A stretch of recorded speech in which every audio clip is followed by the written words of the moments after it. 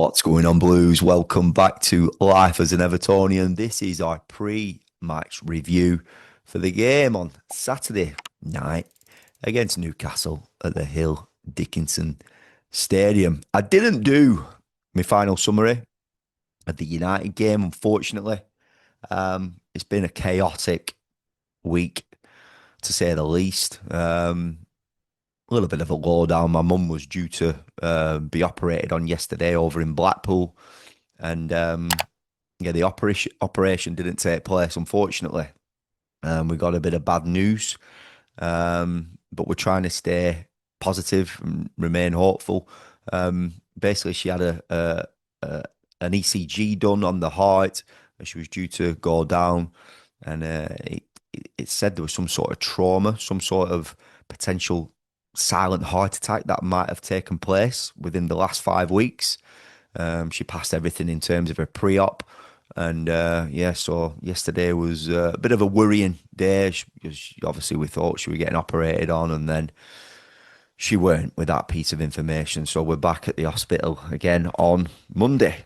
But touch wood. Anyway, back to Everton.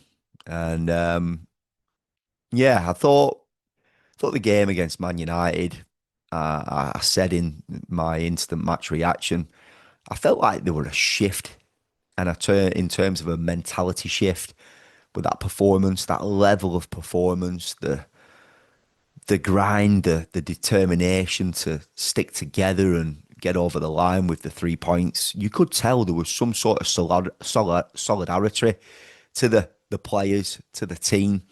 And just, being down to 10 men, we've seen the banter and the laughs and giggles today with Idrissa Gana and Michael Keane getting in like this little box ring with some boxing gloves, taking the absolute mick. And just, obviously proper mates. Do you know what?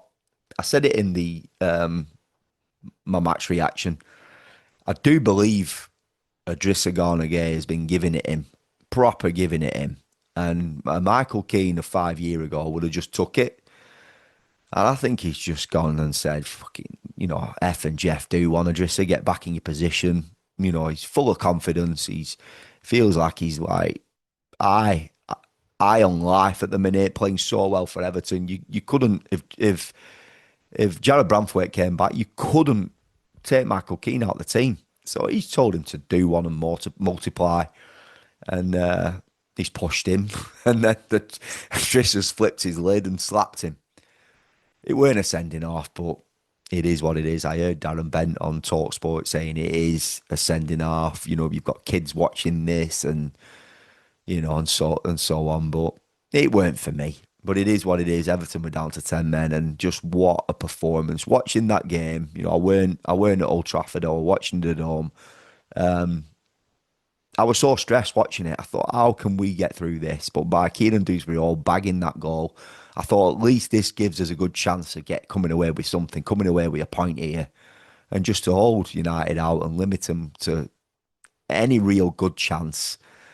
Pickford's saves were instrumental in the win, but for Pickford, they were all savable apart from one, which was tipped round the post, and all the others for me was Jordan Pickford saves, easy to make. He's well capable of doing the saves that he did. And Everton got over the line. And now obviously it's on to Newcastle, where I think Newcastle's midfield, the three in midfield, are up there with the best in the league.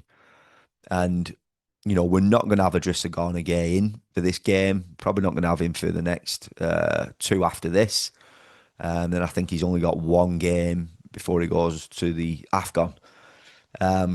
So this for me is probably a chance where I like Timur Ibrahim. I think he's a really good footballer. I think he drives well with the ball and he covers the pitch really, really well. Last season, he started the campaign off so well, so strong, and then he had an injury and fell off a little bit.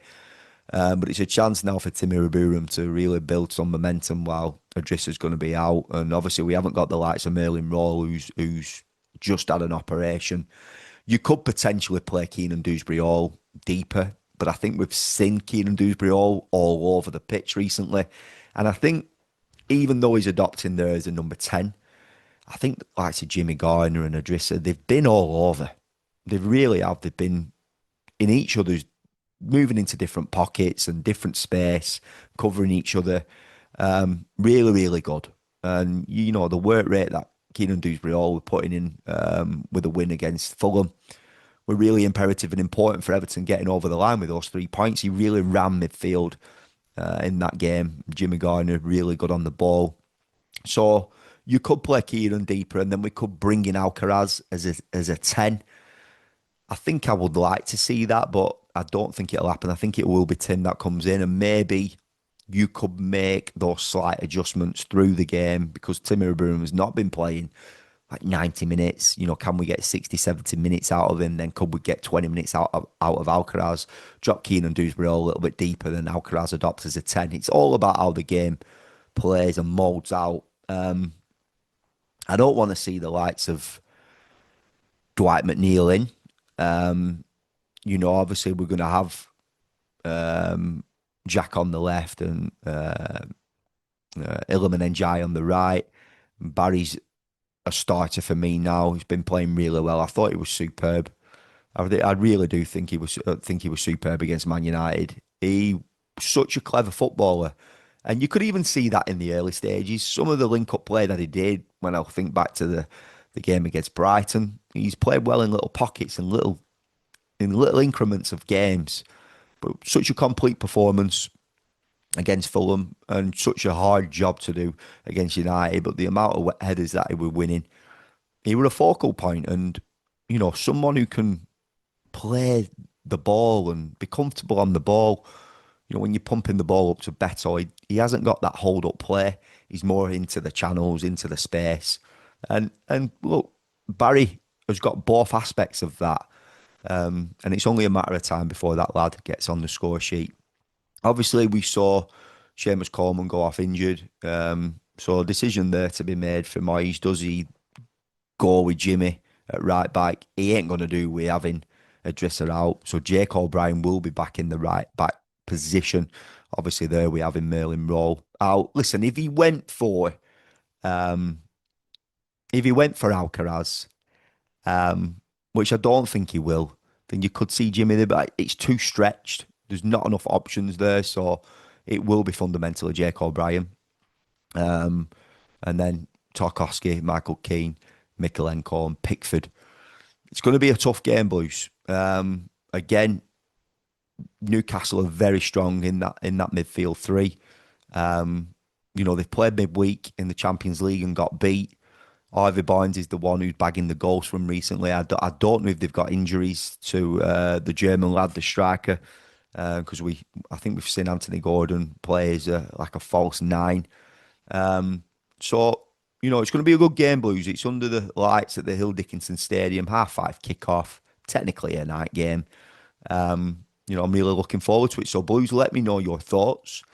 This team, I'm proud of this team, this bunch of players. You know, that Dogs of War performance, it's like bits of old Everton. You know, you feel it. You feel the likes of Keenan and Jack Grealish. They're so happy playing the game that they love. And it looks like they love being at Everton. They're saying it. You know, and that's what we as fans want to hear, what we want to see. You know, and we've got that transfer window coming up, and it's going to be an interesting one. It's going to be an interesting one in terms of what next ilk of player Everton going to be bringing in, because I just feel that it's going to start vastly improving. And there's going to be more players that are going to be looking at Everton. You know, I look at Kobe Mainoo from Man United. That lad's not getting a sniff. And I know it might be a stretch to try and get him on loan, but he's going to be pushing for a move. He's not getting in that team. He's not happy in the slightest.